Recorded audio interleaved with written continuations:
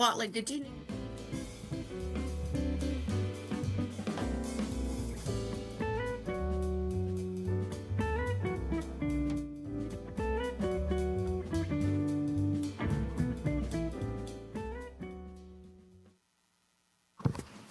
Wendy, can you hear us? Yes, I can. Okay, we're ready to go live. Thank you.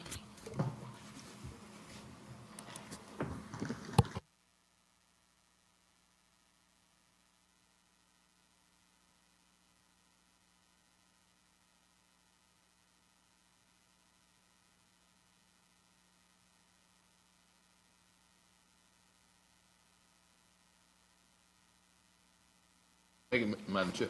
James Mitchell, Vice Chair. LaWanna Mayfield, committee member.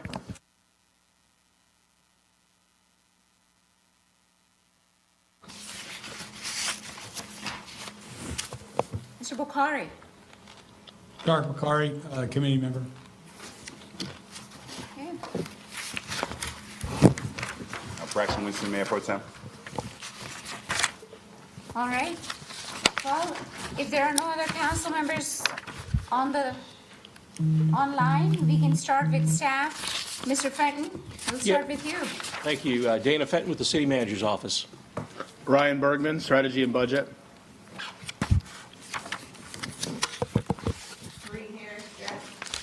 Marie Harris, Strategy and Budget. Jia Liu, Strategy and Budget. Okay, go ahead, Tiffany. Tiffany Blackwell, strategy and budget. Okay. Maureen Gillespie, Charlotte East, in the CRTC. Sheila Simpson, City Human Resources. Johnny Jennings, Chief of Police. Kathleen Kumar, Sustainability, Resiliency, Government Affairs, Tax. Matt Hassett, City Finance. Teresa Smith, Finance. All right. Well, we have a whole village here from finance and budget. Well, for today's meeting, we have 3 topics. So the first one that is going to take some time, that is our agenda on federal and state legislative agenda. So this presentation will include feedback that we had received at our last strategy meeting on January the 3rd, and it will also include feedback from our retreat last week. So the goal for today is to review proposed updates and recommendations from staff and to provide recommendations to full council later today. We do have a tight time frame here because on February 13th, this will come for a formal adoption to a full council. So if committee feels comfortable today, we can move this forward to the next level. So without further ado, let's go ahead and turn it over to Mr. Fenton, who can walk us through federal and state legislative items. Thank you, Madam Chair, and good afternoon, everybody. For the record, I'm Dana Fenton with the City Manager's Office. Next, we're there. Overview, great. We'll go over the 4 legislative issues that were raised at the January 3rd strategy session. Then we'll get into the mobility position statement, which was the subject of discussion at last week's annual strategy session.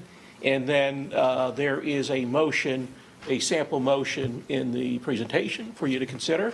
Also, one thing that's not on here, we do have all of the other positions that were discussed by the council last week at the strategy session in an appendix to this presentation. So if for some reason we need to bring up one of those positions, we can. Next slide, please. And thank you. Oh, yeah, that's the right slide. And also, just before we get into this, I just wanted to share with you some of the considerations that staff looks at when recommending legislative items to the committee and to the city council. We look at whether they reflect your adopted city strategic plans and policies.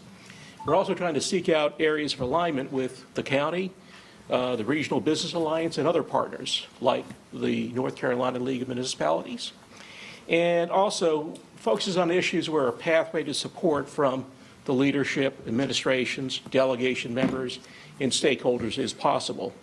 And also, when we look at whether something is a federal or a state item, we look at the unique circumstances we face in each of those bodies. Next slide, please. Let's start with the 4 additional issues in the top. Next slide, please. We'll start with the homestead tax exemption.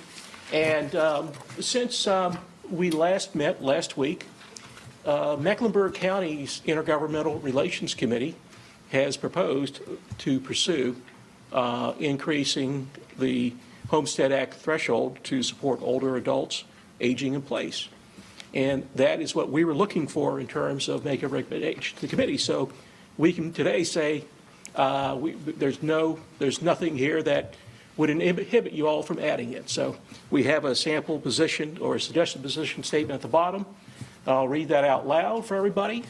Affordable housing. Build affordable housing, provide opportunities that align with creating thriving neighborhoods and mitigating the impacts of displacement and gentrification.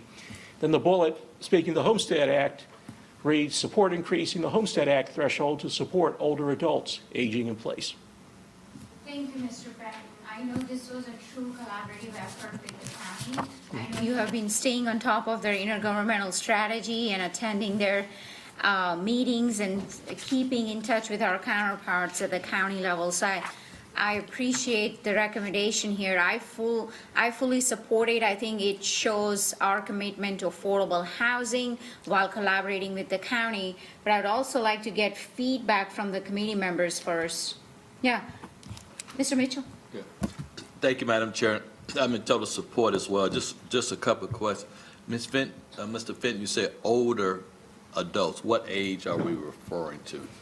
I'm not sure what the definition of older adults is right now. Is it, whether it's 60 or 65, but I think there's a definition in the legislation. Okay. If I remember correctly, it's 65. 65, okay. But I'm not too sure of that, but I'd be glad to check that out for you. And just as a follow-up, just an overview, because I'm trying to remember the Homestead Act. Is this the one that if you're 63 years old, your property taxes remain flat while you own the house? No, I think this is the one where Where you get a tax credit. So right now, I think you get up to $150 or $165 on Okay. your tax bill, but you would Okay. apply. So this will actually expands it to additional relief, because $165 out of, I don't know, average tax bill $2,500 is very little. So this just give you a credit on your tax bill? Okay. Yeah. I think it might be helpful if I were to provide you with the statute as Okay. well. It'll probably provide a lot more detail than what I can provide. And also, Mecklenburg County administers the program, and they have a summary of the program that I can provide as well. Thank you. Thank you, Mr. Chair. I actually helped one of our seniors apply for that. Okay. It was 150 or 165. I mean, it's a smaller amount, so I know that this does have support from both Okay. Democrats and Republicans. Okay, it's 165, correct. Okay. Thank So you. Dana, I have a clarifying question before signing off on this. This says support increasing the Homestead Act threshold. You're not giving me any dollar amounts on here. When that language is just very broad to support increasing, I need to know, what does that actually mean? What is the amount that they're asking it to be increased from? That would help with this conversation. Where is it at currently? And also the clarification regarding who is considered older adults. We should have some actual ages as well as that dollar amount in front of us if there is a question from this committee for us to support, because I can't just blanket support just this language without knowing exactly what this means when I need to go out to the community, and if I'm promoting it, telling them how this may actually benefit them. Okay. I'll just say right offhand, I know that the county has not designated an amount in their legislative agenda, which they're going to consider their legislative agenda tomorrow evening in the county commission. So what we have on here is that it's saying county staff proposed inclusion into the legislative agenda. So they're proposing inclusion of supporting an increase, but they didn't say what that increase looks like, just the idea correct. of supporting an increase. That's going to be something that's going to have to be negotiated with all the different stakeholders around the state. and Okay, with so legislators. there's not an ask for this committee on this piece when we don't know what that dollar amount is right now. Yeah, I'm not showing a dollar amount because the county hasn't designated one. But there's not an ask from this committee to support this as it is right now, correct? Well, I think that Mr. Winston made the request that this issue be added to the agenda. So here's legislative agenda. So here's, again, for clarification. If our committee is going to get on board with this, we need to let their committee continue whatever meetings they have to come up with an amount. Because again, the idea of just blanket, I'm going to support an increase, that increase could be minimal and not even have the desired impact that we're looking for.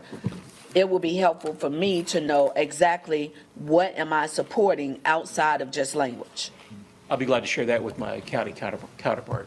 So what I hear is that you are asking us to support the idea while the negotiation will ultimately determine the amount and the specifics. Is that right, Mr. I think what I'm really saying is that any objections that staff had to putting the agenda have dissipated. Right, because of what counties. the county's committee did last week. Yeah, so I just want to say, I support the idea, I guess, because I understand the negotiation will have to take place in order to come to an agreed upon amount, especially in a red state that we operate under. Mr. Bukhari, do you have anything before I go to Mr. Winston? No, thank you. Okay, Mr. Winston? Thank you.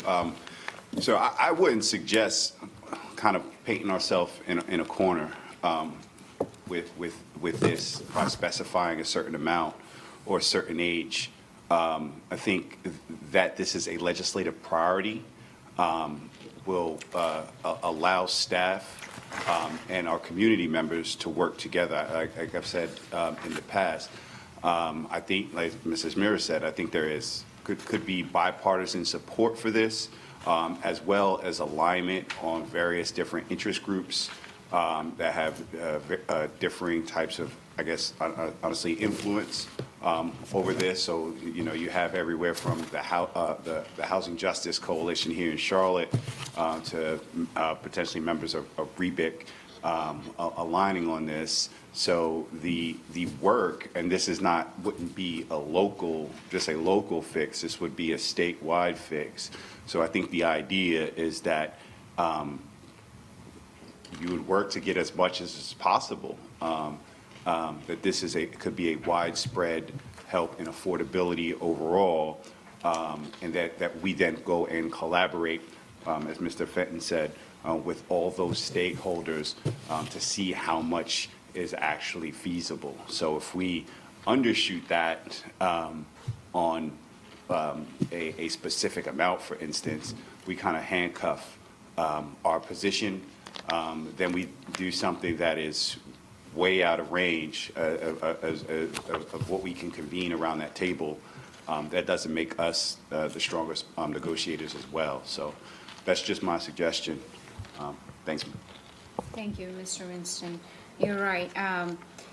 Overall, I will leave that up to the committee to decide. I know we have 3 more items that were, those are additional items from our strategy feedback. So the second item we have is pre-trial services, and I know I'd asked for this to be added, and I know we have Chief here to address concerns and questions. So if you want to move forward with that. Yeah, thank you, Madam Chair. The pretrial services, Chief Jennings has spoken with the City Council about this in a couple open sessions, and then I know he has spoken privately with some folks as well about it. But the proposal that he's putting forth is that essentially this is dealing with an issue that we have here in Mecklenburg County. And I have learned that this is an issue being faced by a lot of other cities in North Carolina as well. There are people accused of serious crimes, serious felonies, I should say, that go before a magistrate, and sometimes those people are released, or their conditions of bond are very, very low, and there's a concern that those folks should go before a judge to have that decision made. And also it asks for a judge to set release conditions when the defendants are rearrested while they're on pretrial release for those same types of serious crimes. And then there's a third one to extend the intervals between the custody review hearings for juveniles who are charged with murder, because to have the families of murdered victims go in to another custody review hearing like every 10 days can be very, very draining on them. So anyways, and I've talked with the chief about this for the last few months, and again, he's gone around the state to gain support. And for example, the North Carolina Association of Chiefs of Police, that is a very good organization to work with on these issues, is supportive. If we go to the next slide, please. I do want to show you what those serious crimes are at the top, and we're talking about crimes like murder, burglary, arson, robbery, discharging a firearm, human trafficking, kidnapping, rape, sexual offense, and statutory rape or sexual offense with a person who is 15 years or younger. So those are the types of crimes. If you have questions, I know the chief would be glad to elaborate on that. And so at this point, this is like Madam Chair, you brought this issue up at least twice in committee, I think in both December and January. Maybe you brought it up before too. But at this point, staff can drop its concerns with it about the statewide support and other things like that. And we have a recommended position statement at the bottom, and this would be added into your current Safe Charlotte position. And this reads, support legislation to strengthen accountability and reliability in the pretrial release system.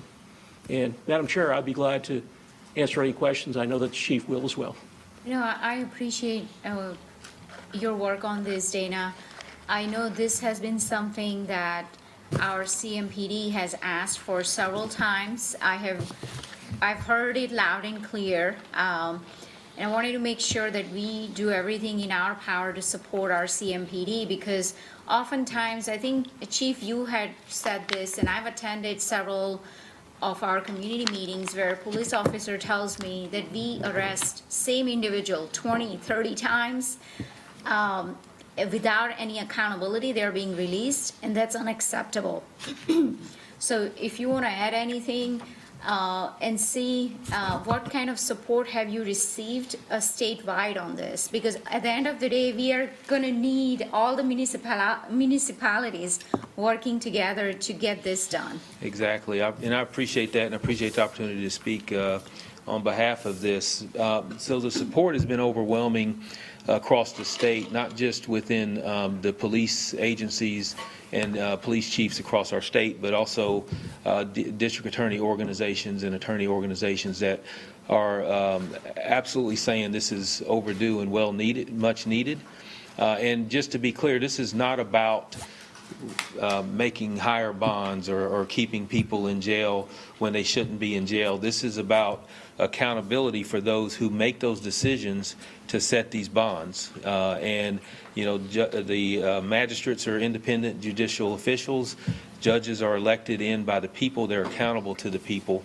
And when they set bonds that are affecting the quality of life of our citizens, they should be held accountable for that, and known who those people are that are setting those bonds.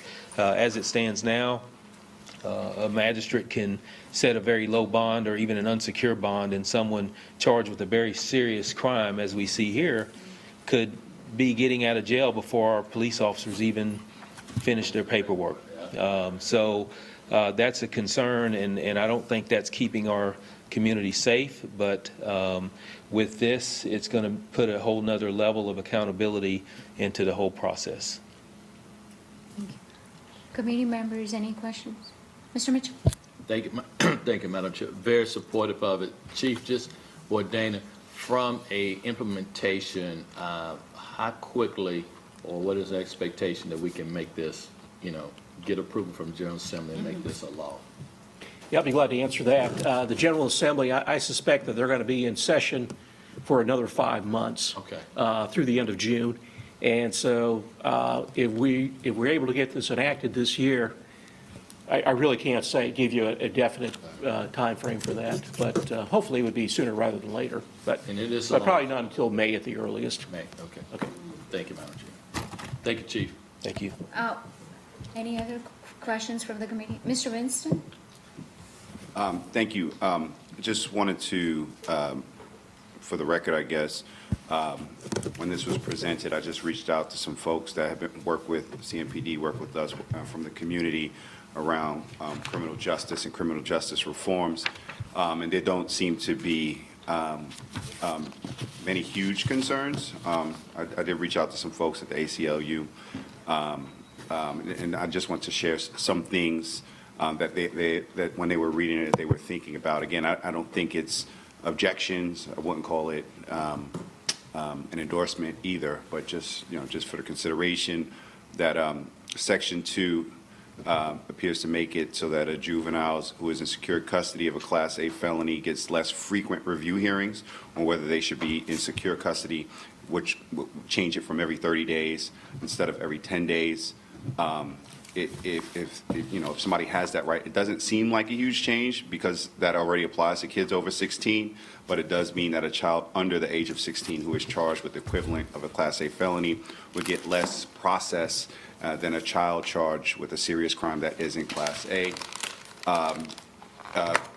While it might seem kind of problematic, it would seem that would apply in very few circumstances, but it does take time to make arrangements, fine programs, transportation, et cetera, that would be an alternative for the kids to being in jail. So this likely wouldn't be in place at their first hearing. It should be reviewed regularly as circumstances change. And then Section 3 just seems to make it easier for a judge to deny pretrial release for certain non-capital violent crimes. Continue to see the research, see the kind of understanding of why that request is. Thank you, Mr. Winston, for reaching out to ACLU and others. It's good to hear that there are no objections, but this really provides what CMPD is looking for to keep our residents safe and to hold people accountable for serious crimes. And like Chief said, this is not about keeping people in jail less time. This is really about holding them accountable. So appreciate your work on that. It looks like there are no other questions on this. We can move on to the next item on commercial truck. I know this was something that Ms. Johnson and Mr. Graham, they're very passionate about because, in fact, on my way here today, I saw multiple trucks lined up on W.T. Harris Road on the side, right off the freeway. So I'm sure they'll appreciate our committee doing work on this. Well, thank you, Madam Chair. Let me just give you a spoiler alert. The next two issues, commercial truck parking and heirs property, staff still has the same concerns about these overall. But let me tell you, on the commercial truck parking, things are moving, no pun intended, of course. The Trucking Association of North Carolina is making a request to the state to leverage their funds to get federal funds to help expand rest area facilities for commercial trucks. At the same time, you have a multi-departmental team here in the city led by Debbie Smith of CDOT, considering this and other quality of life issues. And so there's some other concerns we have to be cognizant of out there. So I would suggest that the committee might want to wait until that multi-departmental team comes back with its findings in some other issues that could come up. Or how about the siting of these rest areas, the expanded rest areas, and will the neighbors object to it, that type of thing. So there's considerations like that you might want to think about before taking a position. See, Ms. Mayfield has a question.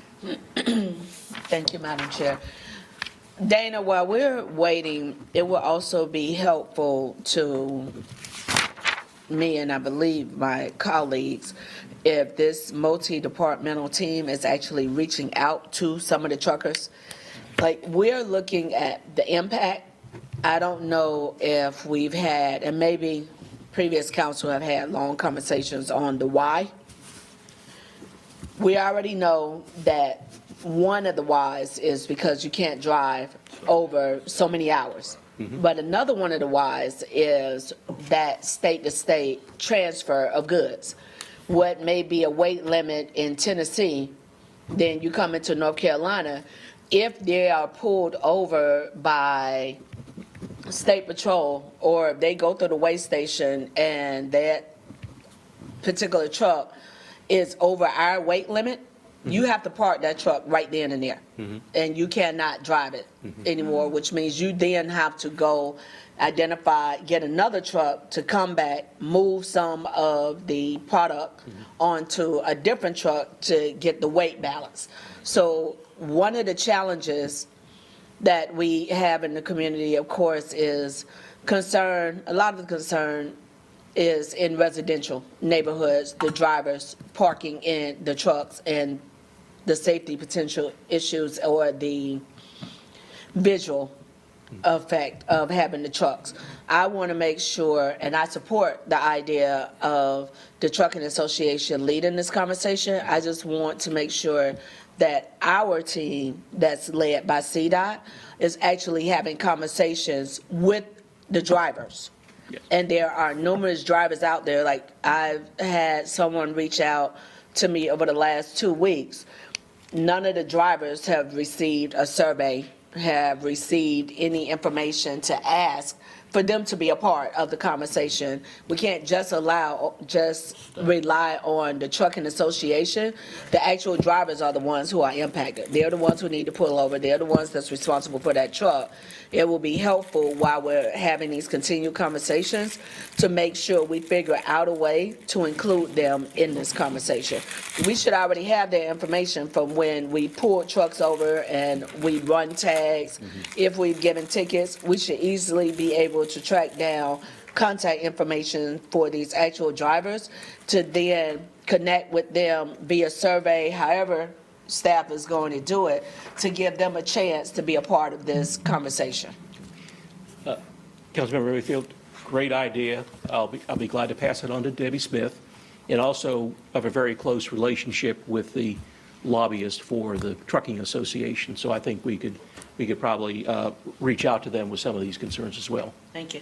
Yeah, that would be helpful. I think Ms. McCarthy, Miko McCarthy had reached out to us, and she was helping us set up meetings with some of these drivers, and they wanted to share their concerns with us. And I know Ms. Johnson has met with some of them, and I know Ms. Johnson had sent a meeting invite to Mr. Winston and I think a few others. So we'll continue to get feedback from these drivers, and certainly there needs to be more work that needs to happen before we add this. Mr. Winston? I guess as we look at this, I would wonder if this isn't actually a more appropriate item for a federal legislative agenda versus the state. Just, as we think about it. Once the multi-departmental team comes up with recommendations, we will make changes, whether it would be a state or federal, it would be both, because if they need help from NCDOT as well as federal dollars, then it would probably be both, to your point, Mr. Winston. I'll just also add into that, Mr. Winston, there's a whole bunch of grant programs that were enacted through the bipartisan infrastructure law of 2 years ago that would help states address this issue. I'll be glad to send that memo that I received to the committee and to you, sir, as well on that. But right now, the states have to take action to make this work. So that's why I think they're focusing on the state level right now. I'd be also interested to know if there's a local revenue source that we need to match to participate in those federal programs. Thank you. Thank you. I think we're ready for the next slide. One more item, Harris property. I know Mayor had brought this up at our last strategy meeting. Yes, and this is an issue, I don't think it's ready for prime time yet, essentially. But first, Ayers property. I don't think we've even talked about this in a committee or anything like that, so I have a few pointers here about what Ayers property is. And this is the case where property is passed down from a deceased landowner who doesn't have a will. In that case, what happens is that the property is split between all the heirs, and that may be, you never know, it might be 3 or 4 siblings to anywhere to 8 to 10 siblings. And a lot of this started back in the early 1900s. when families were larger. And so today, each generation passes on, that number of heirs, those number of co-tenants grows. So sometimes you have some big properties where there's just a lot of co-tenants out there. And there are laws at the state level to deal with this. And it's up to the superior courts of the state to rule on these matters.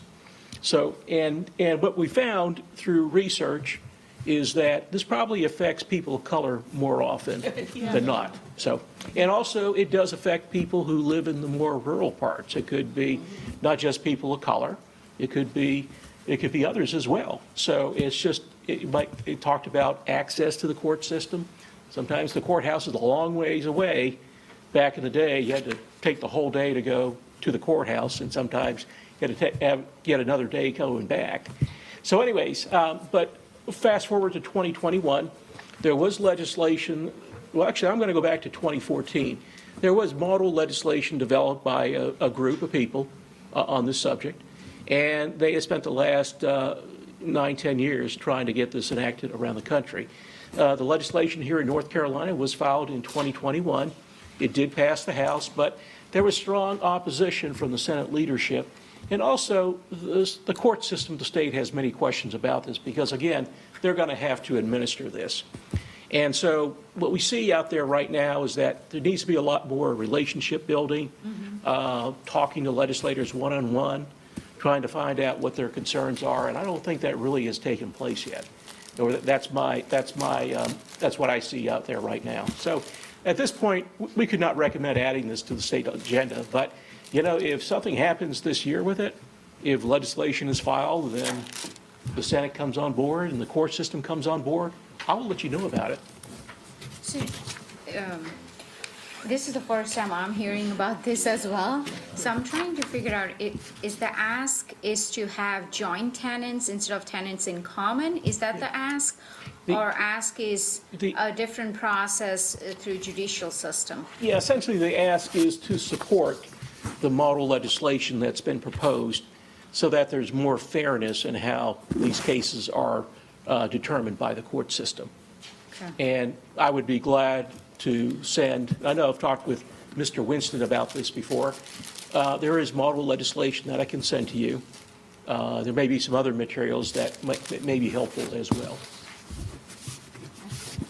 Mr. Winston? I just anecdotally, you know, one of the kind of real life concerns is that, you know, to Mr. Fenton's point, these heirs' properties can be split through dozens of heirs, but it only takes, in some situations, one person that might have a different agenda, or you have folks that honestly are like in, not necessarily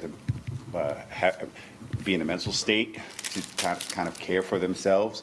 They get preyed upon by speculators that get them to sign their heirs' rights away. And it only takes, in some situations, it takes one person to force a sales of those properties and often the way the laws are traditionally interpreted, the courts have to often side with that heir that forces those sales. So entire generations of wealth can be taken away because of the way the laws are written. And as Mr. Fenton said, this disproportionately affects people of color. So as you're looking at economic mobility and passing of generational wealth, this has been a serious impediment because of the way the laws are structured. So part of the, I think, overall, again, anecdotal kind of intent is to, as Mr. Fenton said, make those judicial interpretations more fair to the entire set of generational heirs. I really look at this as an equity question. You know, how do we look at this and other judicial items from equity lens? I mean, that's how I see this. But all right, I don't have any more questions on this. It looks like committee is ready to move forward on the mobility position, and I know on that one we'll all have questions and feedback. Sure. And thank you, committee. Thank you, Madam Chair. Let me say just first is that the committee, the mobility positions, you see the January 3rd and the January 23rd versions, those were changed after discussion at the committee level and after presentation to the council, so which is similar to how we've historically handled items like this in the legislative agendas of the past. Now, with that, I would say that it's really up to the committee what they'd like to propose. The only thing I could say about the January 23rd position is that it is mode neutral. We don't speak to public transportation, roads and roadways, and bike and ped and greenways and so forth. And we're silent on that in this, so that may help us out in our advocacy efforts with the General Assembly. So, and that's all I'll say about it, but it's really up to the committee. From our strategy discussion last week, certainly mobility had a lot of feedback, and it looks like even the council wanted to get more information at this point. We weren't sure whether we wanted to, certainly council wanted more information on what front load means, right? So I personally think the 2030 is more broad. It doesn't necessarily say, you know, this is, we are going to pursue it for pedestrian safety, greenway, or bicycle, but it just still keeps it at the forefront as one of our priorities. So I like the 23rd version because certainly I think from what I heard from the retreat last week, a lot of my colleagues wanted more information on this. So, Ms. Mayfield, Mr. Mitchell, do you have any feedback on this? Mr. Bukhari?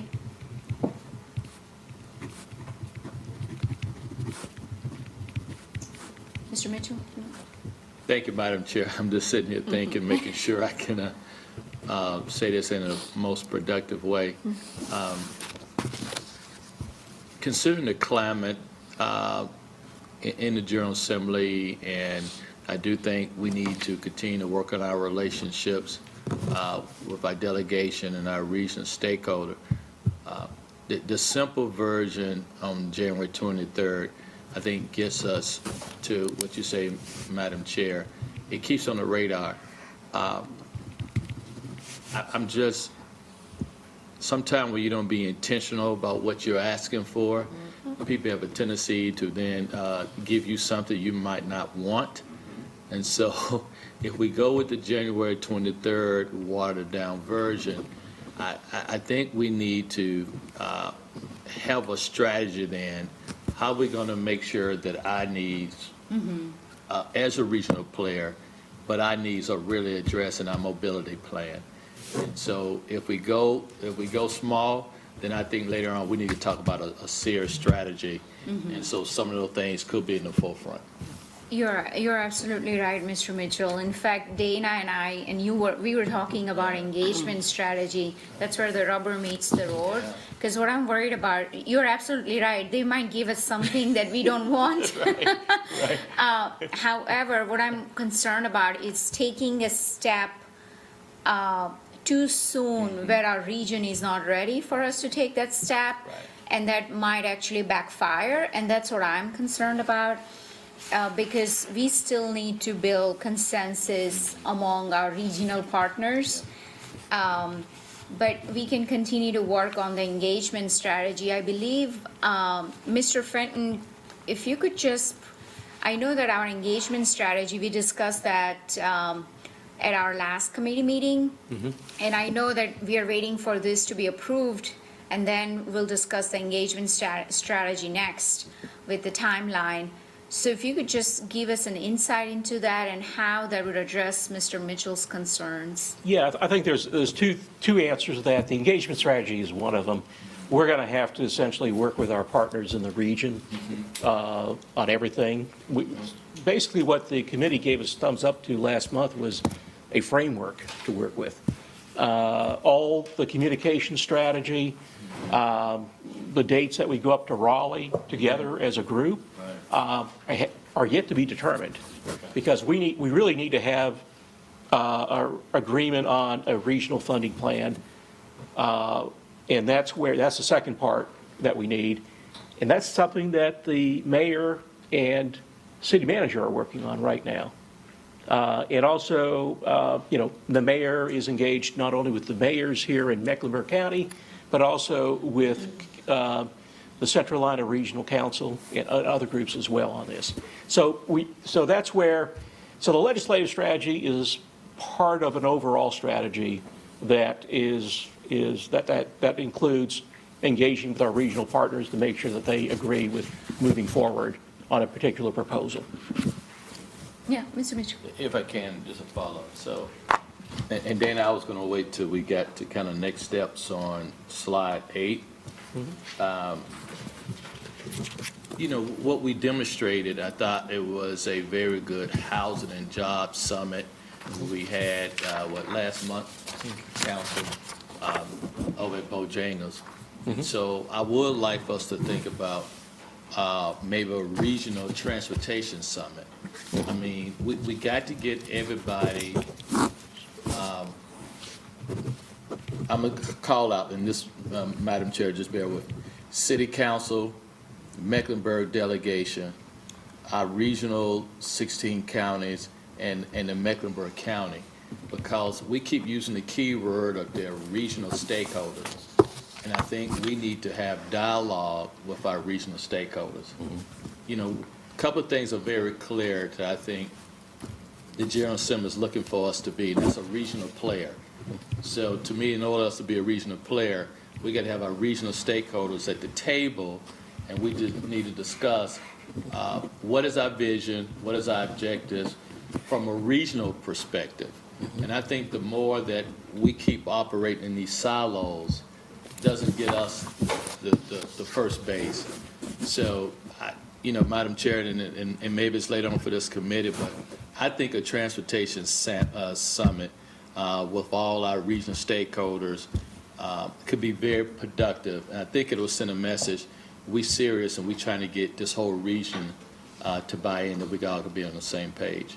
So I'll leave that later on, but I had it as something to bring up on the next steps. That's a great idea, Mr. Mitchell. In fact, after our conversation last about having regional breakfast with our delegation, and really using that as an opportunity to also invite local municipalities across the region would be helpful.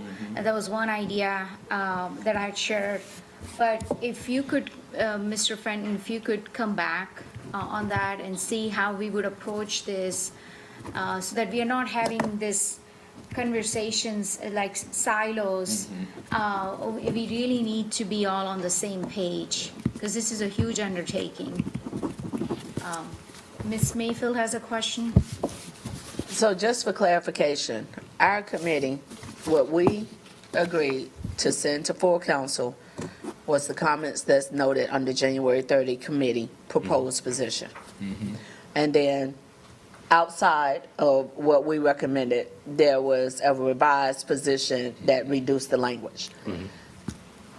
Just as I was in support of our of our original language for this not to come back to committee yet again, when we move this forward, this is the language that this committee has supported and approved to go to full council. I have a challenge with our committee doing work and then an outside conversation happening regarding whether it's council member or whoever. If one, you were not in attendance to our committee meeting to share whatever concerns or questions you have, and two, for staff to then change language based on an individual when committee had already agreed upon how we're going to move forward. I definitely support the idea of both our chairwoman as well as our vice chair regarding how we reach out. But if we want clarification, just like the very first conversation, I'm not signing off on a general language without knowing what the ask is going to be and what the intent of that ask is. So just as we started off with the very first item, that is what we're talking about right now. We are very clear of what we're asking for in our proposed position. That is what I continue to support, but I also want us to make sure that we're keeping that same thought process when it comes to our partners, that we should not be looking at very broad, generic language like you see in the revised position that we're signing off on without clearly knowing what is the ask. Right. Because then we're holding ourselves accountable to, we're being held accountable without having clear understanding of what we're signing up for. So what do you need from us, Mr. Finn? Do you need another motion for us to rescind this since we had already done that? Well, it would be, I think what the council's asking for is essentially a committee recommendation at this point between So the just two. for clarification, the committee gave a recommendation. That Yeah. recommendation did not move forward. What came back to us was a revised position. So what is going to be different this time when this committee refers again what we already proposed in order to make sure that it moves forward? When it's presented tonight, it'll be out there for debate among the council, and then the council will decide, unless they decide to send it back to committee. Oh, no. No, sir, because then our committee chair has the option to say yay or nay, We whether or already- not Pardon that me? will be, then our committee chairs, when they say, committee chair, do you agree with this coming back? Our committee chair will be sharing no, Right. because we have given our proposal. So I just wanted to make sure that I had a better understanding of how we're moving forward. So thank you, Madam Chair. So Ms. Mayfield is right. I think what some of my colleagues on the committee have shared with me is that we got to make sure that we are following the protocols and we are respecting the committee's process. I was very firm on January 3rd's language. However, after hearing the council at our strategy session last week, I think it makes sense to go with 23rd now, because even among our colleagues, clearly there needs more information. I know Ms. Watlington asked for it, Ms. Johnson, I know Ms. Mayfield asked for additional information. There are several colleagues that needed to understand more in depth. So I don't want to pigeonhole our committee to a specific statement. If we keep it broad enough, we can always revise it later. But that's how I feel. I wanted to hear, what do you all think? So, for clarification, Madam Chair, because now and it's just me, so help me understand, because now I'm getting lost in your comments that you're making. I am under the impression that what we are sending back is our proposed position from January 3rd that clearly states what we are seeking. We are continuing to work with regional stakeholders and the General Assembly to secure mobility legislation that, one bullet, enables the voters of Mecklenburg County and all that language. Second bullet, enables local government. What you just spoke to was the revised position that's very generic. I do not, in no uncertain terms, support what was revised on January 23rd, because that is too generic, when what we agreed upon from January 3rd clearly gives a bucket. It's not even one thing. We're asking to say, levy, let's talk to the people, but this is what we're telling the people that we would like. We would like for you to authorize Mecklenburg County Commission to levy the dedicated, stable, and permanent resources of revenue for regional and local roadway, bicycle, pedestrian, greenway, and public. We are saying that we want to get our partners to support us, enabling local governments to issue revenue bonds. We are very specific of the fact that we are saying we are willing and ready to work with our regional stakeholders and the General Assembly towards this end.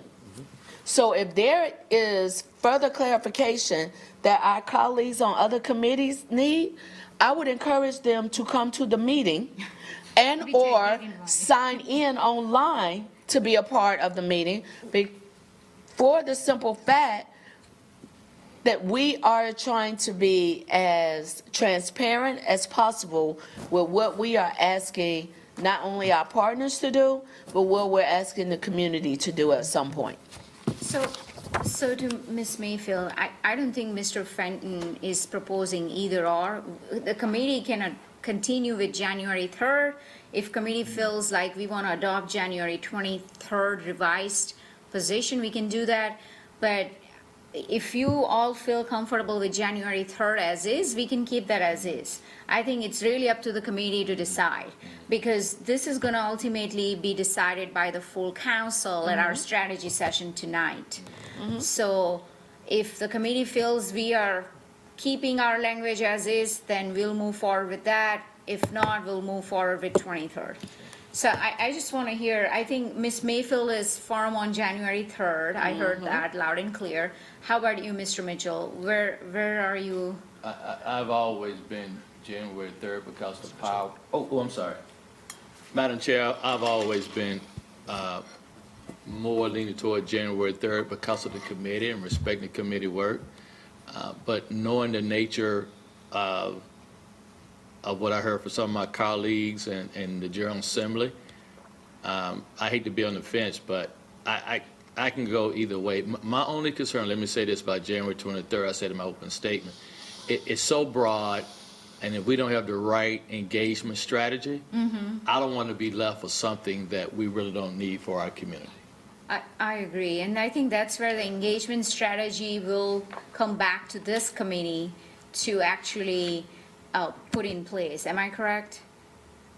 I don't recall offhand, but I think we have to work with, we're going to have to work with the region. Yeah. That is, it won't be just up to this committee, if that's the case. Mr. Bukhari has any question? I just want to make sure the committee discusses this first, because the full council is going to have an opportunity to discuss this tonight. I just want to make sure. Okay. No questions from the committee. Mr. Winston? Thank you.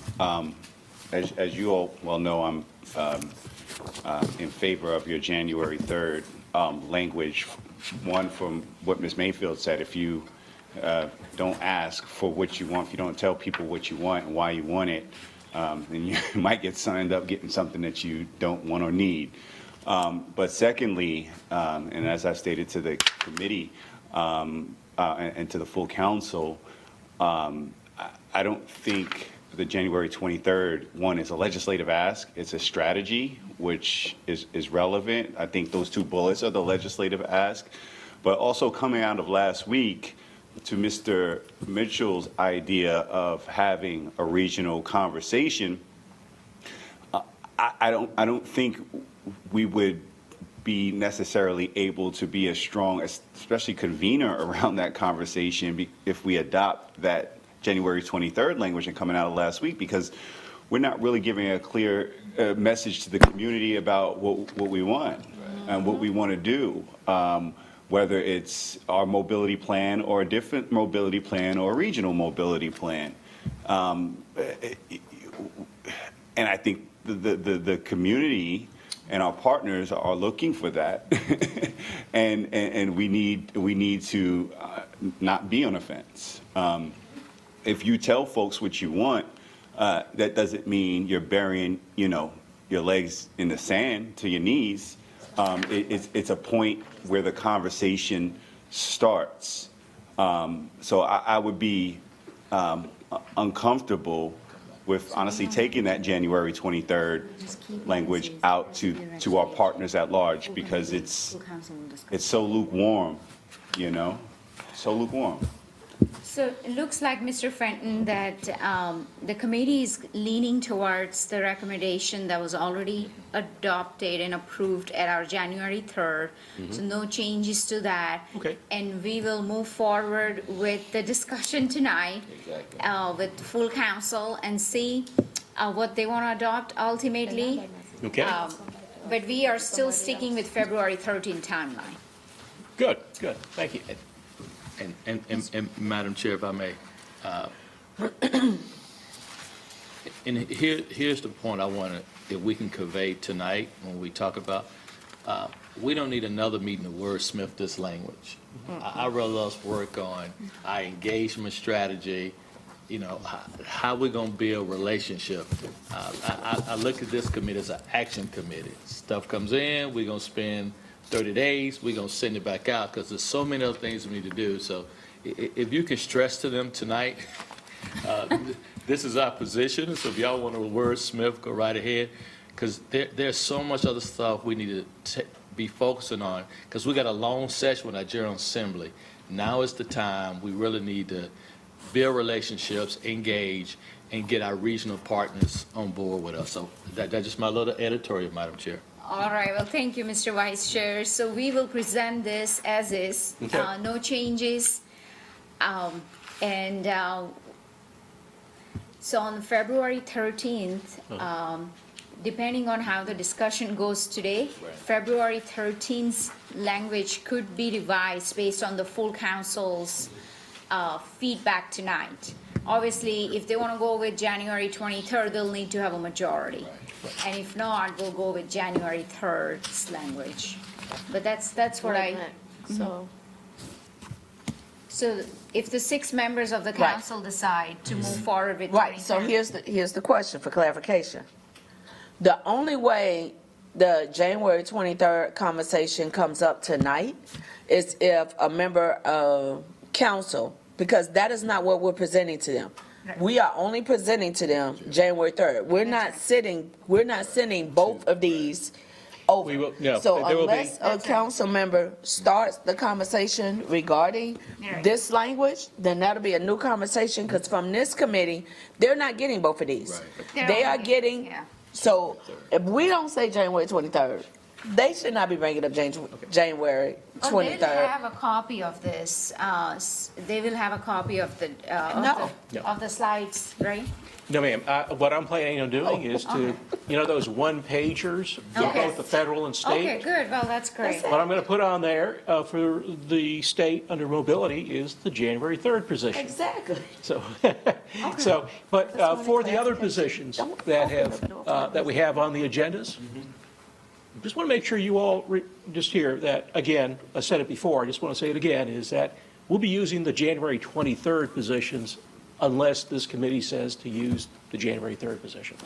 So, No, January 3rd position, not yes, 23rd. that's for the January other issues that are, the non-mobility issues that we're talking about. Clarify. Yeah, let me help. So at the retreat last week, Dana went over a number of the original positions and then some of the fine tunings, which is what you'll see in your appendix.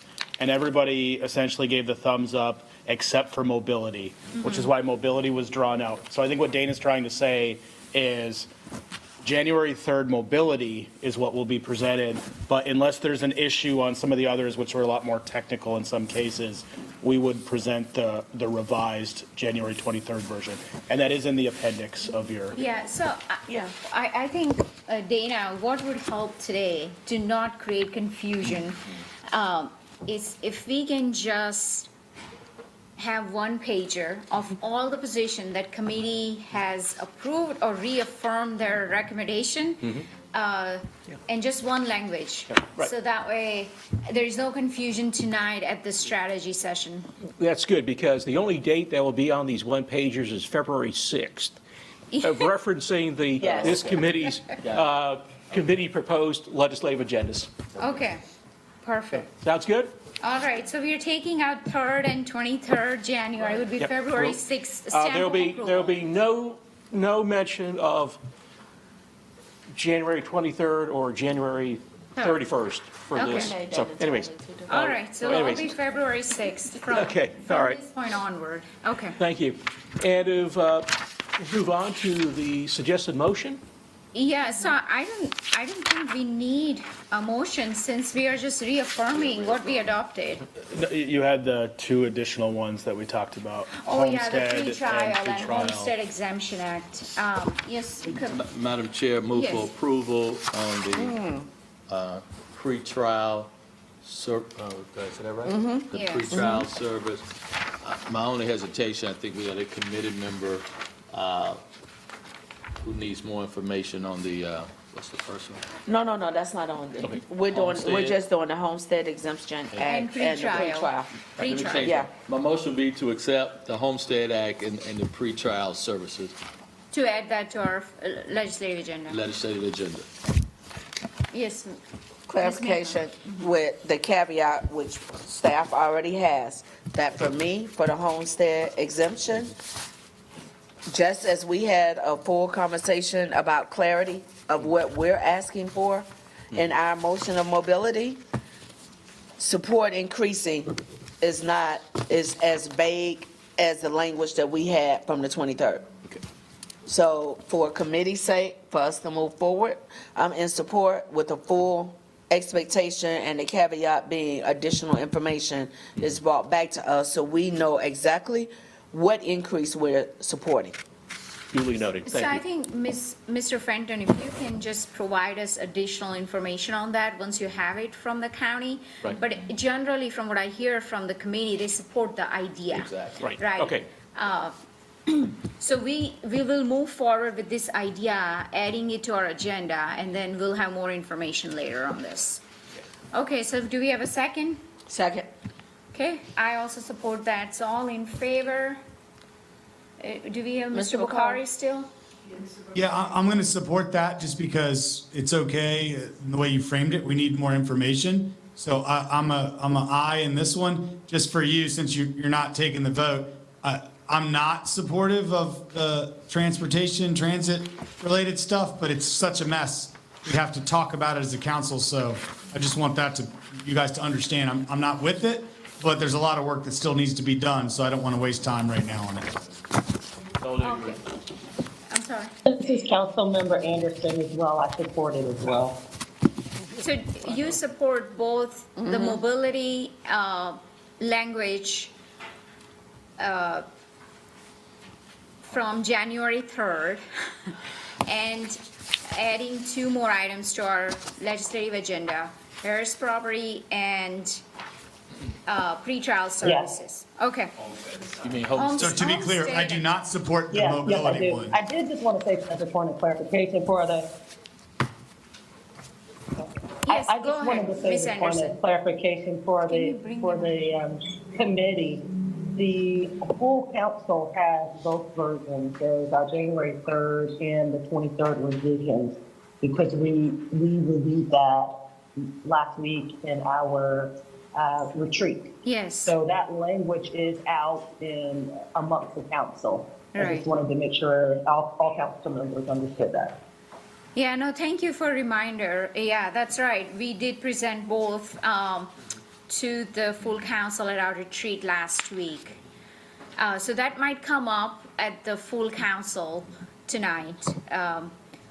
But looks like the motion that Mr. Mitchell made was only for homestead exemption and for pretrial, not for mobility, because mobility, there are no changes that we are making.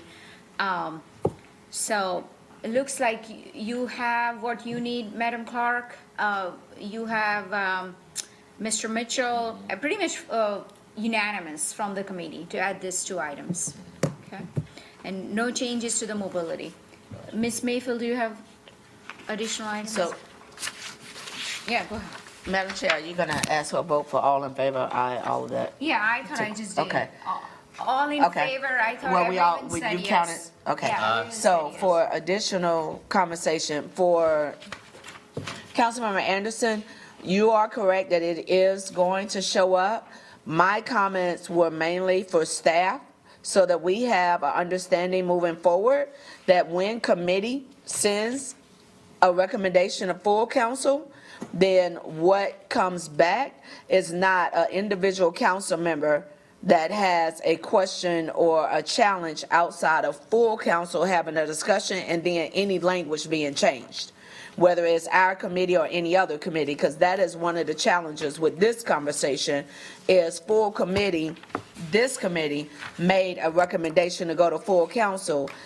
A council member that's not on the committee had some ideas or suggestions, and then that was added in without communication of the committee. So that, my comments were to ensure that we are all on the same page, that moving forward, that is not something that should be happening in this committee or any other committee. Yeah, thank you, Ms. Mayfield, for clarifying that. So, Sorry, it looks like Ms. Dante had, Ms. Anderson had unmuted herself. I understand. yeah, go Thank ahead, you, Ms. Ms. Anderson. Mayfield. Okay. She was All just saying right. she understands. No, I just wanted to acknowledge that, what Okay, thank you. Ms. Mayfield was So- saying, and saying thank you. I understand. Okay. Thank you. Ms. Hajimura, so just so we're all on the same page, if committees has this recommendation, it goes tonight, and then, let's say nothing changes from committee, what will appear on the legislative agenda on the 13th is your original position on mobility. Right. It will be the two things that you've added, Yes. and then it'll be the fine-tuned version on the right for the things in the appendix that we got the thumbs up from the retreat. Okay. I just wanted to say it all at once. Got it. Question, Yes, Mr. Bakari. just a point of clarification. I hear what y'all are saying is this isn't how the committees should be utilized, and I'm not challenging that at all. I have broader concerns, so just make sure, we need to have a full council conversation about what goes into the mobility wording. So I'm not disagreeing with what the points you've made of how the committee referrals should work, but I don't want to be marked as supportive of the old language, if that makes sense. I'm going to tell him. I was just going to tell him. So, Mr. Bakari, you are our committee member, so you're not wasting our time. We would love to hear your feedback as to what are your concerns or reservation about mobility position, so that when we do report out, I can express and share with the full council what your concerns are. Well, understood. The entire conversation is the transportation strategy, and that needs to inform what we're asking for. So either generic asks, like are in the second option, to the points you guys have made, don't have a lot of teeth in what we're asking for, but very specific things that may not align with where the reality of what we can get done. So the problem is neither option makes sense to me. And it needs to be informed by whatever the council's overall ultimate will is that materializes into the plan. So I'm unable to support either of those at that point until that, all those ducks kind of line up. Okay. All right, so Mr. Bukhari is not on board with either position, so it looks like he wants to hear from the full council tonight to form an opinion on this. Yes, Ms. Mayfield. So, Mr. Bakari, if I can ask, because I want to make sure that I'm looking at this, if not on the same page as you, somewhere in the same book. To me, the way I'm looking at our language, when we're saying we'll continue to work with the regional stakeholders, in our ask, we may be able to identify 3 or 4 out of these 8 things that we're asking for.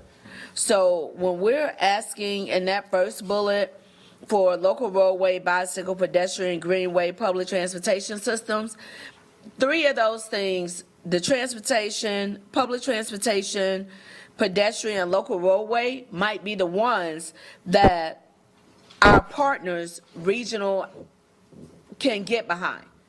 For me, this was us being clear enough to have a starting point for the conversation, which is why the January 23rd wasn't giving me enough information to move forward. I'm not necessarily expecting all of these items that we have in bullet 1 to be the items that we adopt. That's why we're talking to our partners. So I want to make sure that as a committee, that we have the chance to really have the conversation before it goes to full council, and we're on the same page of understanding that here's what Charlotte is asking, where we think we have possible synergy. Now, once we talk with our partners, you let us know where you also have some interest and synergy on this, and we might be able to pull out 3 things that rise to the top, if not all 5 or 6. So I want to make sure that we're on the same page with how we're looking at this, since you say you're not really comfortable with either or, because we can't make the total decision if we want our partners to come to the table. We're just coming to the table with saying, here's what we identified, now where can we all come together and support? Is that not how you're looking at it? Kind of, but it's, and again, without going deep into the weeds of all this, the simple kind of response to that would be, if it's going to be some super generic statement like the second one, well, if that's what we have to do, great, but that basically marks that we're at a failure of what we're asking for. Exactly. We should be asking for something either very specifically, or we haven't done our jobs. On the first one, though, it says some more specific things, but it's not like again, this goes to the General Assembly. It's not like an ask of, hey, we need authorization to do this with this amount of money to put it on the ballot for a referendum, and we're requesting this amount of money. Like, that's a real specific ask that we're all lined up with. And this is a list of like our to-dos to go talk and partner with different towns and stuff, which we have to do. But the point is, that's what we had to do for like the last 3 years. So if we're still at that point, like, one, I don't agree with all the topics of what we'd go ask the General Assembly for in that first item. And two, if it has to be generic, that's just us admitting that we're defeated, that we don't have an ask yet for them that's specific. So. Okay, I've caught up with you. So for clarification, I agree that if this is, we've been having this conversation for 3+ years. So that's previous council and new council. I think what'll be helpful, because either way, this is what's moving forward. Right. Committee, you got the majority. But for clarification, it will be helpful for me to get the language. If we've already been working on this, as Councilmember Bakari just mentioned, 3+ years, then we know some synergy pieces. So those, we still need to identify this part. We don't get to the dollar ask until we get the people to the table. If we've already had some conversations with our regional partners that have come to the table, those are who we need to be following up with and not trying to create new conversations. So if we have some language out there where we already know we have some support, then I agree with my colleague that now we need to be looking at strengthening that conversation and trying to figure out what's that dollar amount. What is it going to take from the General Assembly for us to have this regional, what does a regional ask look like for this amount, for Charlotte, this amount, for Iredell, Huntersville, whoever it is. If the conversations have been happening for 3 years, because James and I have been back for 4 months, okay, now 5. So we still playing catch up on some of these things, because some of these conversations we were having years ago, and we would assume they would have moved further along. So if what my colleague is stating is that we've been having this conversation for 3 years, we don't have to keep reinventing the wheel. We've got some synergy. Let's look at what that looks like, knowing that this is how we're going to move forward. Now we're just doing the committee work of getting into the details a little bit so that we can look at what is the financial ask, because I agree, without going with a specific ask, we're setting ourselves up. But this conversation needs to happen, and if it's been happening, let's pull the support that we've already identified and move forward from there. Does that sound closer to what you're thinking, Councilmember Bakari? I think we're getting closer, but Okay. again, with the only other part being, like, there's the plan, there's the funding request, and then there's the legislative agenda. No, he's not. If we're leading with the legislative agenda, saying a bunch of stuff that isn't directly connected, more importantly than even the plan, to the funding request, which is the ask, then we're just like all running and rowing in different directions. Okay, I'm gonna leave that alone. All right, I guess we Thanks. have 15 minutes Okay. left, and we have 2 more items on our agenda. Okay. Mr. Fenton, do we have anything else on our federal and state legislative agenda? No, ma'am, I thank the committee for their work today. Thank you. Robust discussion. Mr. Mitchell? Sorry. So if we could go to slide 13, the motion. 13. The motion. And based on our strategy session, we did add 2 new things that, Right there. Yeah. do we have Shauna on? From Shauna's? Watley from Yeah. Holland and Knight, she was on at the beginning. Okay, so here's my point, Madam Chair. We added 2 new priorities for this Right. council. Those were workforce development and small business / minority business from our strategy session. And so I I think thought if they it, went to economic development. Yeah, yeah, they they did. did, both Yeah. of them? Yeah, Oh, I think That's they went right. to economic development, yeah, not to this. this committee. Yeah, not to that, this. But why wouldn't we list those as priority? You want ED? Because what we wanted to do is to, really, Ms. Anderson said this really well, Okay. where federal and state legislative items are really action items. Right. Well, priorities, council priorities are separate from Okay. the action items. So these are really just our action items to help our priorities. Okay, and I agree, but I would hate for us to miss out on an opportunity if the federal government is providing grant programs for small businesses. So, what you're saying. Mr. Fenton, I know that we discussed some of the federal dollars. What bucket was it under? I'm not sure which bucket it was under, but I will share with you in terms of your concern about missing out on grant funding, we're not. There is, those grant opportunities are made available to us. They go to economic development and the other Yeah. departments that are involved. And I know that economic development is also working with the Workforce Investment Board, I believe it is, and other groups, like not-for-profits like a Goodwill Industries and so forth. So there may be a few others there that I've forgotten, but they are talking with them. I've spoken with Okay. folks in economic development about that, and they're on top of that. Okay. So from what I hear, Mr. Mitchell, we are pursuing items that may not be part of our legislative item, like we are pursuing grants for electric vehicles. Okay. Right. I mean, Yeah. all sorts of grants. All right. Okay. All right, thank you. for that. Anything else that you need an action on today? No action for me. No Okay. action requests from Dana. Okay, all right. So I guess we are good with our legislative agenda. Second item, I know we are in time crunch here. Just the time check, can you all stay for a few minutes longer? Ms. Anderson, Mr. Bukhari, are you able to stay? I'm gonna, Oh, go I'm ahead. gonna have to drop. I have a hard stop, Madam Chair, but I will stay as long as I possibly can. Okay. Mr. Bukhari? Yeah, same. Okay. Well, our next item is our budget workshop preview. So, and we have a budget workshop coming up on February 9th, later this week. So, Mr. Bergman, our budget director, if you could just walk us through a preview of February 9th's agenda. And the next two items are designed to be fairly quick, so I think we could be okay. We knew the legislative agenda would be the heavy horse today. So on the slide that's up, this is a revised workshop plan based on the feedback from the committee. We were able to incorporate all of the requests that the committee had.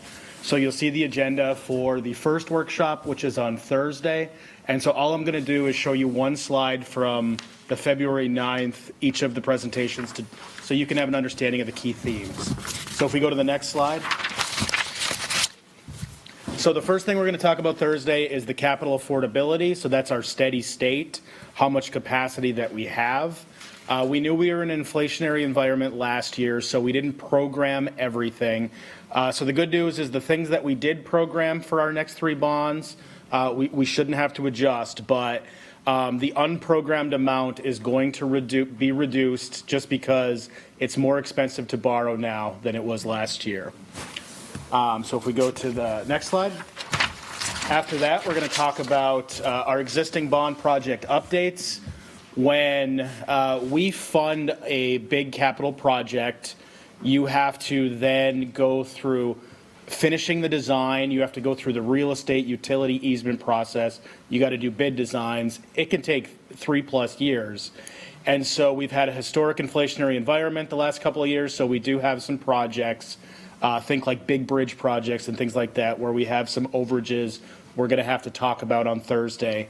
The good news is we should be able to use the unprogrammed capacity to take care of some of these overages. The issue, of course, being that means that there won't be as much new funds for new things. If we go to that next slide. So our presentation Third presentation is the bond outlook. The budget that we are going to be building this year does not have a bond referendum, which is key. So we're talking more future focused and planning. But really the key theme is that we're going to have a couple $100 million every 2 years for bonds within current capacity. And we've been working for 4 or 5 years, maybe not quite that much, 3 or 4 years on some key road and intersection projects that are really the top priority. And as these projects come into our bonds, to roads, to intersections, some of our programs, such as sidewalks and Vision Zero, they're going to return back to the level prior to 2022. 2022, we were able to put the extra funds into those programs, but with current capacity, it really returns back to those previous levels. And then maybe the other key thing is as long as we're going to keep doing these current programs, we are not going to be able to add a new road or intersection project through the 2028 bond at current capacities. If we go to presentation 4, city facility program. So this is the capital work that is more impactful to this upcoming budget. We do have a few project overages we'll have to talk about. Fortunately, we do have unprogrammed capacity, but really this message will be about us using data to evaluate the facilities we have. We have 2.9 million square feet of facilities in the general capital program we're responsible for.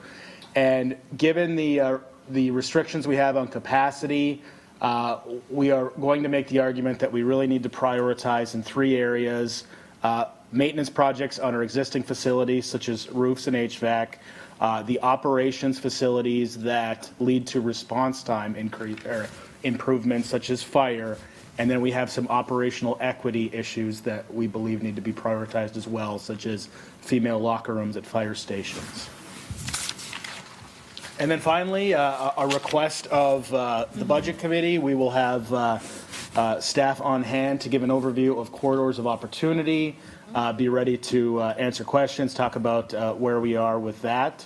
So I just gave you a 3-hour workshop in about 4 or 5 minutes. But really, I just want you guys to have where we're going to go so you can kind of get prepared for what the discussion is going to be like.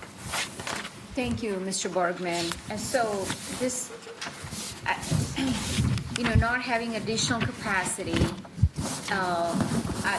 we are actually going backwards. We had raised our sidewalks to $50 million at our last bond cycle, and now we are going back to, I guess, 18 or 15, back to, and this truly puts pressure on why we need to get this mobility plan approved in order for us to truly be competitive and just to keep up with our growing infrastructure demands and needs that we have. I don't have additional questions. I appreciate you adding the corridors of opportunity. I know that was one of the items that Mr. Mitchell had requested. And I see that you also added compensation. That was for March budget workshop that Ms. Mayfield had requested. So from the workshop topics, I'm good. I don't have any concerns or questions. Mr. Mitchell, are you good? I'm good, Madam Chair. I just have one request, if we may. Ryan, page 3, look at slide 5. Can we get that 11 by 17? I have my glasses on. Yes, sorry guys. No, I was just trying to show a couple of the preview slides that will be there Thursday. Workshop book. Okay. Yeah. Okay. It'll be a big book. And just everybody, all council members will get full binders, and we'll get you the workshop presentations, and then all the questions you want answered prior to the next workshop is our normal process. So are we all getting our budget workshop before February 9th? No, you'll get your materials On when the you come 9th. there on the 9th. Yeah. Okay. But then the questions you ask on the 9th, we try to get the week before the next workshop. We get them answered and sent to you. Okay. So that will be, okay, Ms. Mayfield, are you good with this? She won't be. I mean, this was a great presentation. Thank you for the cliff notes, Madam Chair. I'm not going to be at the first one, so that's why I was hoping the book will be earlier, because like y'all that have jobs, I got to work. So Thursdays and Fridays are my 2 days that I'll be working for my internship for this semester. So I'll miss that first one, but I'll play catch up and just reach out to the committee. And Ms. Mayfield, we're always happy to bring you in and talk about some of these things one-on-one. Yeah, if you could, yeah, just, that would be helpful. And I won't be at our, oh, we do have one more item, sorry. We have the last item on our agenda, and this is something that's just been sort of been deferred year over year to this committee. So this is a benchmarking data that was requested by this committee. I know, did you all get the data that you had requested? From NLC? Uh-huh. Yeah, I'm Not yet. still waiting, but Okay. yeah. So, if, Ms. Murray, if you can just walk us through our last presentation? Thank you. And yes, as you mentioned, the purpose, this was requested at the last meeting, at the last committee meeting, as y'all were reviewing your That's right. Citizens Advisory Committee on Governance findings, and there were some additional, like you said, some of the work of the formal committees, y'all wanted to have some more background knowledge on those. Yeah, And but then- before you get started, I just want to make sure the committee knows. So we have 2 items that was approved by the committee, and the full council also gave a green flag, which was adding an 8th district without removing an at-large. Correct. And implementing 4-year staggered terms. Both of that would be on our business agenda on February the 13th. Yes, thank So I you. just want to give you all a heads up on that. So that's been, that's off of our committee's list now. Good. So we just have one more item, and this is hopefully would be the last one when it comes to governance. Okay. So go ahead, Ms. Murray. Thank you. And next slide, please. We'll just go over quickly some of the information you requested. And I believe before there was some conversation around what cities do we look at, looking at cities specifically around the same comparable to Charlotte. So we took the 25 and I believe like 26 highest that were, and you said specifically council manager forms of government. Right. And so that's what this represents before you. And if you see, we sorted it. Ms. Mayfield? Okay. So we're adjusting for today's cost of living in the city of Charlotte. Well, So, 2023, the end, but as of the end of 2023. I mean, 2022, right, which is today. Okay. So the adjusted, like you just said, with Phoenix. So Phoenix, actually, their salary was 89.4 for the mayor. But if they were in Charlotte, that salary would equate to 164, or you need to make 164 in Charlotte today. It would equate to that because they'd have more Yeah. buying power as far as the cost of living items. And that's where we got, so thank you for getting this number. We're also working on, I shared with Madam Chair and Vice Chair, working with National League of Cities to also get some numbers so that we also had some And- national, just to make sure that we're getting as much transparency in this process as possible. The challenge is, right now, what we're living in, and not just now, 2023, the last few years, in Charlotte, we're living in somewhat of a false market. Because the cost of living right now is very different than what our historical cost of living is.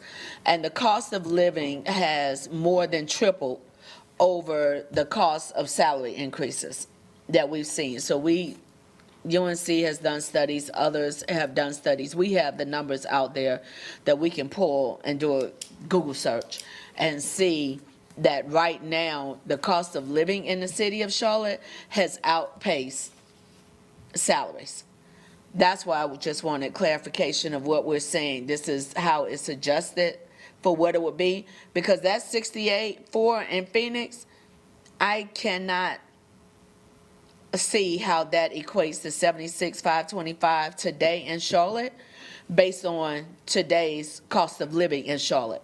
We're probably closer than that 10,000 and some change difference.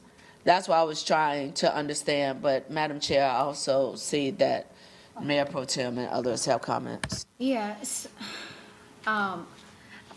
this is the first time we are looking at Right. this, so I have a lot of questions, and I don't think we're gonna get to everyone's questions in next 5 minutes. But this really gives us gives us something to study afterwards. But also I noticed, Murray, that in our column here, full-time versus part-time, could you Thank you. we need a That's- definition. Yeah, good. Because this is all council manager form of government, similar to Charlotte, so I appreciate that we are comparing apples to apples. But I just need to understand, how do they define full-time for cities like San Jose, Austin, that are similar to the size of Charlotte? So if you could just get us that definition, that would be helpful. Is there anything else that committee needs to be prepared for our March? Yeah, just a second, I'm not finished yet. So if we can just get a definition of full-time and part-time, and then we have this item on our budget workshop, I think on March, let me just see. Yeah, we have compensation in March 9th, yeah. general in March 9th. March 9th. So are you gonna present this again on March 9th? So the workshop item is generally like operational staffing and our compensation for all our workers. So it wouldn't be exclusively that. I mean, we can Right, it would add be, that. yeah, I just, because I know Ms. Mayfield had requested that compensation includes the discussion Yeah. on this, because compensation to everyone, including council and employees. So I think this information is very helpful, but having that definition would be helpful. I may not be here on March 9th, because I'm scheduled to be out beginning February 20th. So if you could get that information ahead of time, that would be helpful.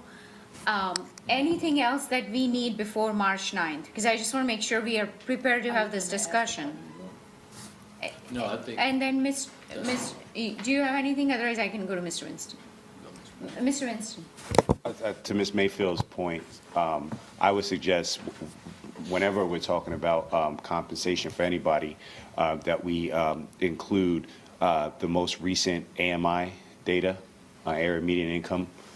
For Charlotte, I think that helps us ground those decisions that we have, again, about, what it takes for folks to survive and work. And I don't think that should be very difficult, being that we got a lot of that data very recently from our Housing and Job Summit, both from UNC, Charlotte, as well as the Fed. But I think that would kind of complete the comparison ability.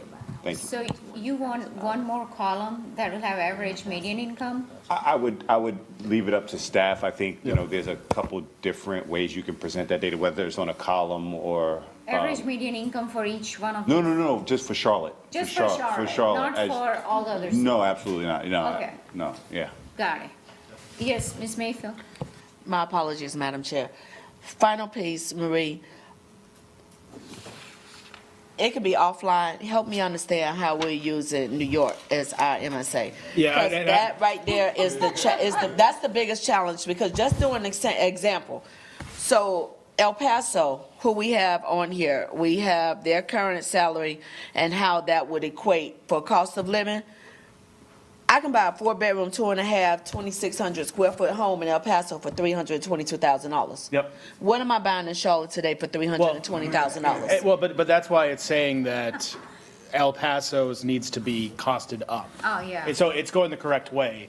So let me just explain this, because our city economist thinks this is the best tool to use. We've always used this methodology on salary comparisons. The New We've York. always been compared to New York?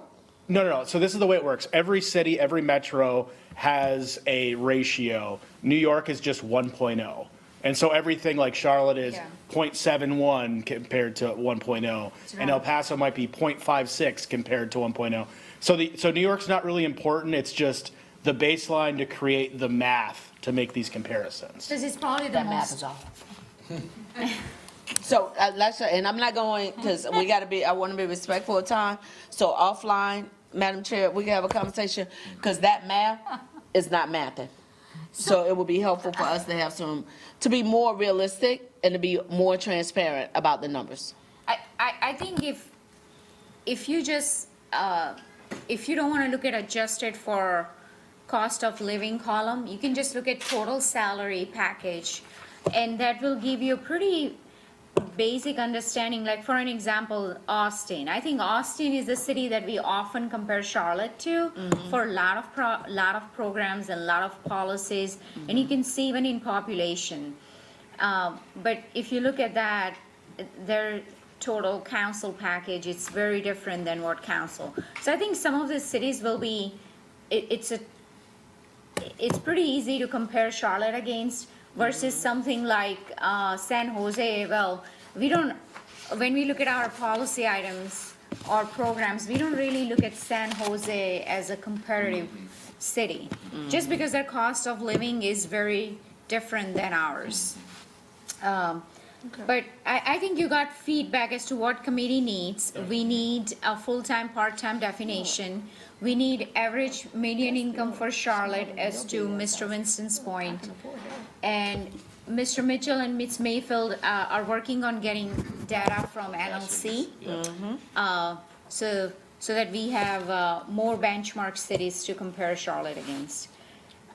Do we have anything else on this? We have one more slide here. I see. Yes. Okay. Yes, thanks. And this is what you touched on already. I wanted to make sure the council was aware. You know, y'all made the recommendations out to full council. Full council voted them to come forward, and they will be for your consideration. They're planned to be on the agenda for Monday night for consideration.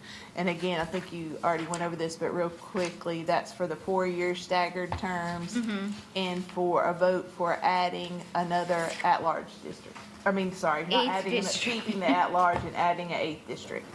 Right. Okay. So I guess if there are no other questions or comments, we will wrap up this meeting. Oh, yes, Mr. Mitchell, go ahead. I had one, and I'm sorry, but me and Madam Chair, we could have a discussion. I want everybody to look at page 8 real quick. It was the next steps of Dana's. And I didn't know Dana was leaving, but there's a couple of days I think we need to keep in mind. February 23rd, the Senate drafting bills are due, and March 1st, the House local drafting bills are due. So I thought that would be important as we talk about part of our strategy engagement. Then I wanted to throw out March 10th to have our Mecklenburg delegation event breakfast here. So I didn't know staff was leaving, but those 3 dates in mind: March 10th, Mecklenburg delegation breakfast Is that here. final, March 10th? No, that was one date I just threw out because I talked to some people in the delegation. They meet with the county on February 24th, Okay. and so they thought March 10th, Friday's the best day than better day than Monday. But they did share February 23rd. That's when the Senate will draft all its local bills, and March 1st is when the House will draft all its local bills. And I think those 2 dates are important for us. Okay. So I know that Dana is working on setting up regional breakfast. Okay. So we will get a date. Okay. We'll get few dates to pick from on that. And Madam Chair, And who, I guess, while you here, I want us to yeah, so solidify that. Right. while I'm gone, Mr. Mitchell No. will hold the fort down Yes, for sir. us. So you may not see me at our next committee meeting, but Mr. Mitchell will be here. So do I have a motion to adjourn? So moved. Second. All right, all in favor, please Aye. sign off. Okay.